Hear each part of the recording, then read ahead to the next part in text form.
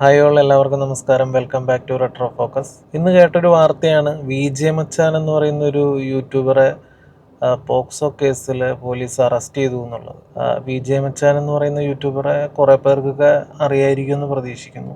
ഞാനും പുള്ളിയുടെ കുറച്ച് വീഡിയോസൊക്കെ നേരത്തെ കുറച്ച് നാൾ മുമ്പ് കണ്ടിട്ടുണ്ട്. പുള്ളിയുടെ കണ്ടന്റ് എങ്ങനെയാണെന്ന് വെച്ചാൽ ഒരു സ്ക്രിപ്റ്റഡ് ടൈപ്പ് കണ്ടന്റ് ചെയ്യുന്ന ഒരാളായിട്ടാണ് എനിക്ക് മനസ്സിലായത്.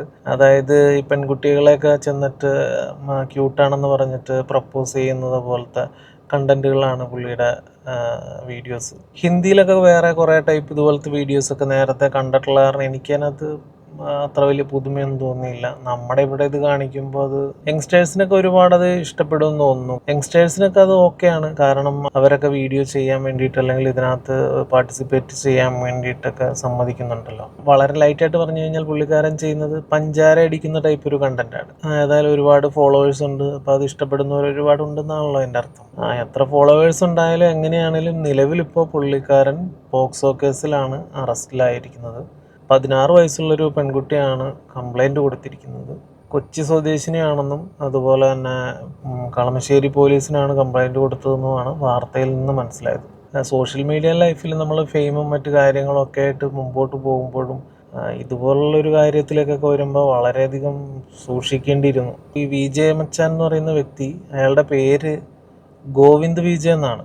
അയാൾക്കിതൊന്നും അറിയാൻ പാടില്ലാത്ത ആളൊന്നുമല്ല. കാരണം ഇതിനെ തുടർന്ന് വന്ന കുറേ വീഡിയോസിലൊക്കെ കാണുന്നുണ്ട് പുള്ളിയുടെ ഇതുപോലെ ഏതോ ഒരു പെൺകുട്ടിയെ ശരിയാക്കി കൊടുക്കുക എന്നുള്ള രീതിയിലോ അങ്ങനെ എന്തോ ഒരു രീതിയിൽ കമൻറ്റ് ചെയ്തതിനെ പറ്റി ഒരു വീഡിയോ ചെയ്തിട്ടുള്ള ആൾ കൂടിയാണ്. അതിനകത്ത് പുള്ളി എടുത്ത് പറയുന്നുണ്ട് ചെറിയ പെൺകുട്ടിയല്ലേ, അപ്പോൾ പോക്സോ കേസ് ആയിരിക്കും എന്നൊക്കെ പറഞ്ഞിട്ടുള്ള ഒരാളാണ്. നമ്മുടെ ഒന്നും ലൈഫിൽ സോഷ്യൽ മീഡിയ ഒന്നും ഒഴിവാക്കാൻ പറ്റില്ല. നമ്മുടെയൊക്കെ മുമ്പോട്ടുള്ള ലൈഫ് എന്തായാലും ഈ സോഷ്യൽ മീഡിയ ആയിട്ട് ഇഴുകിച്ചേർന്ന് പോകാതിരിക്കാൻ പറ്റില്ല. പക്ഷെ സോഷ്യൽ മീഡിയ മാത്രമല്ലല്ലോ, നമ്മുടെ ഒരു സൊസൈറ്റിയും കൂടെ ഇല്ലേ, അവിടെയുള്ള കുറേ കാര്യങ്ങളുണ്ടല്ലോ.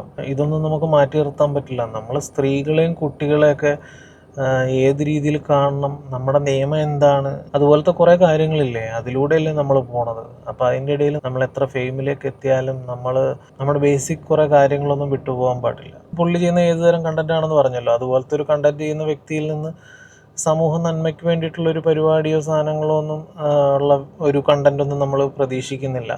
ഓഫ് കോഴ്സ് അതിൻ്റെ ആവശ്യമില്ല. പക്ഷേ ഈ സമൂഹത്തിൽ ജീവിക്കുമ്പോൾ അതിൻ്റേതായ കുറേ കാര്യങ്ങളുണ്ട്. അങ്ങനെയുള്ള ബേസിക് കുറേ കാര്യങ്ങളൊക്കെ നമ്മൾ എന്തായാലും ഫോളോ ചെയ്യാതിരിക്കാൻ പറ്റില്ല. അതൊക്കെ നമ്മൾ ഓർക്കേണ്ട കാര്യമാണ്. ഇപ്പോൾ റീസെൻ്റായിട്ട് ഒരുപാട് സ്ത്രീകൾ റിലേറ്റ് ചെയ്തിട്ടുള്ള കുറേ കേസുകളൊക്കെ വരുന്നുണ്ട്. പക്ഷെ അങ്ങനത്തെ ഒരു കേസേ അല്ല ഇത്.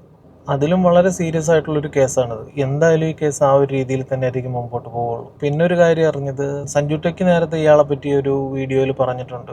സഞ്ജു ടെക്കിയുടെ പെണ്ണ് ഇവന് എതിരെ ഒരു കേസ് കൊടുത്തിട്ടുണ്ട് എന്നുള്ള രീതിയിൽ ഒരു വീഡിയോയിൽ പറഞ്ഞിട്ടുണ്ട്. ആ വീഡിയോ വണ്ടിക്കുള്ളിൽ സ്വിമ്മിംഗ് പൂൾ ഉണ്ടാക്കിയ വീഡിയോ ആയതുകൊണ്ട് ഇതൊന്നും ശ്രദ്ധിക്കാതെ പോയി എന്നുള്ളതാണ് സത്യം. നിലവിൽ അങ്ങനെ ഒരു കേസ് കൊടുത്തിട്ടുണ്ട്. അങ്ങനെ ഒരു ഹിസ്റ്ററി ഉണ്ടെങ്കിൽ തീർച്ചയായിട്ടും ഇപ്പോഴത്തെ ആ ഒരു കേസുമായിട്ട് ഇതെന്തായാലും ആ ഒരു കേസും കൂടെ ആഡാവും. അതുകൊണ്ട് തന്നെ ഇതെങ്ങനെയൊക്കെ മുമ്പോട്ട് പോകും എന്നുള്ളതെല്ലാം നമുക്ക് കണ്ടറിയേണ്ടതാണ്. ഞാനിപ്പോൾ പെട്ടെന്ന് ഈ ഒരു വീഡിയോ ചെയ്യാൻ വേണ്ടിയിട്ടുള്ളൊരു കാരണം എന്താണെന്ന് വെച്ചിട്ടുണ്ടെങ്കിൽ, സീക്രട്ട് ഏജൻറ്റ് സായി കൃഷ്ണയുടെ ഒരു വീഡിയോയിൽ ഇങ്ങനെ പറഞ്ഞു വരുന്നുണ്ട്.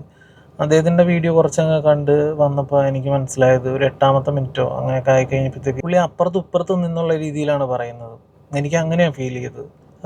ഒരു പക്ഷേ ഇവൻ ഇങ്ങനെ ഈ 16 വയസ്സുള്ള കുട്ടിയാണെന്ന് അവൻ അറിഞ്ഞില്ല, അവന് തോന്നിക്കാണില്ല. ചാറ്റ് ചെയ്തപ്പോൾ 16 വയസ്സുള്ള കുട്ടിയാണെന്ന് തോന്നിക്കാണില്ല എന്നുള്ള രീതിയിലൊക്കെ പറയുന്നുണ്ട്. എന്തുവാടാ ഇത്, തോന്നിക്കാണില്ല എന്ന്? അതായത് വിജെ മച്ചാൻ എന്ന് പറയുന്ന ആൾക്ക് ഒരുപക്ഷെ ആ കുട്ടിക്ക് 16 വയസ്സാണ് എന്നുള്ള കാര്യം തോന്നിക്കാണില്ല. അതായത് അതിനേക്കാളും കൂടുതൽ വയസ്സുള്ള ഒരാളായിരുന്നു എന്ന് തോന്നിക്കാണുന്നു. അങ്ങനെയൊക്കെ തോന്നി എന്നൊക്കെ പറഞ്ഞിട്ട് നമ്മൾ തോന്നിവാസം കാണിക്കാവോ? എന്നിട്ട് ഇവൻ പറയുന്നുണ്ട് വിജെ മച്ചാനെ വണ്ടി കയറ്റിക്കൊണ്ട് പോയ സമയത്ത് ഡീറ്റെയിൽഡ് ആയിട്ടുള്ള വീഡിയോ ഇടാം എന്നുള്ളതാണ് അയാൾ പറഞ്ഞേക്കുന്നത് എന്ന് ഈ സായി ഒരുപാട് പ്രാവശ്യം ചെവിയോർത്തിരുന്ന് കേട്ടു അത്രേ. അവൻ എന്ത് ഡീറ്റെയിൽഡ് വീഡിയോ ഇട്ടാലും, ഞാനൊരു കാര്യം പറയാം സായി, ഈ വ്യക്തിയെന്ന് നമുക്ക് പേഴ്സണലായിട്ട് അറിയില്ല. പക്ഷേ എന്നെപ്പോലുള്ള സാധാരണക്കാർ വിശ്വസിക്കുന്ന ഒരു സംവിധാനമാണ് പോലീസ്. അവരുടെ അടുത്ത് ഒരാൾ ഇങ്ങനെ പോയൊരു കംപ്ലൈൻറ്റ് കൊടുക്കുമ്പോൾ, പ്രത്യേകിച്ച് ഇത്രയും സീരിയസ് ആയിട്ടുള്ള ഒരു കംപ്ലൈൻറ്റ് കൊടുക്കുമ്പോൾ അതിൻ്റെ കോൺസിക്വൻസസ്, അത് ഒരു വ്യക്തിയെ ബാധിച്ചാൽ എങ്ങനെയായിരിക്കും എന്നുള്ള കാര്യവും ഈ പോലീസിന് വ്യക്തമായിട്ട് അറിയായിരിക്കും. നമ്മളെപ്പോലെ സാധാരണക്കാർക്ക് വരെ അതിൻ്റെ ഒരു സീരിയസ്നെസ് അറിയാം. ആ പരാതി കേട്ട ഒരു പോലീസ് ഉദ്യോഗസ്ഥൻ ഒന്നും കാണാതെ ചാടി ഇറങ്ങി പുറപ്പെട്ട് ഒന്നും ചെയ്യില്ല. അല്ലാതെ ഇതുപോലത്തെ കാര്യങ്ങൾക്ക് വെറുതെ തോന്നിവാസം പോലീസ് കാണിക്കുമെന്നാണോ പറയുന്നത്? സായി പറഞ്ഞ പോലെ അയാൾക്ക് തോന്നിയില്ല, അയാൾ അറിഞ്ഞില്ല എന്നൊക്കെ പറയാവുന്ന ഒരു കേസാണോ സായി ഇത്? ഞാൻ കൂടുതൽ സായിയുടെ വീഡിയോ ഒന്നും കാണാൻ നിന്നില്ല. സായിയുടെ മിക്ക വീഡിയോസും ഇതുപോലെ തന്നെയാണ്. സായി ഇതിനൊരു സോഷ്യൽ മീഡിയയിൽ നിൽക്കുന്ന ഒരു ഇൻഫ്ലുവൻസർ ആയിട്ടോ അല്ലെങ്കിൽ ഒരു യൂട്യൂബറായിട്ടോ മാത്രം കാണല്ലേ. എടാ, അതൊരു കൊച്ചിൻ്റെ അടുത്ത് ചെയ്ത കാര്യമാണ്. ഏത് രീതിയിലാണേലും അത് മനസ്സിലാക്കാനുള്ളൊരു സെൻസ് നമുക്ക് വേണ്ടേ?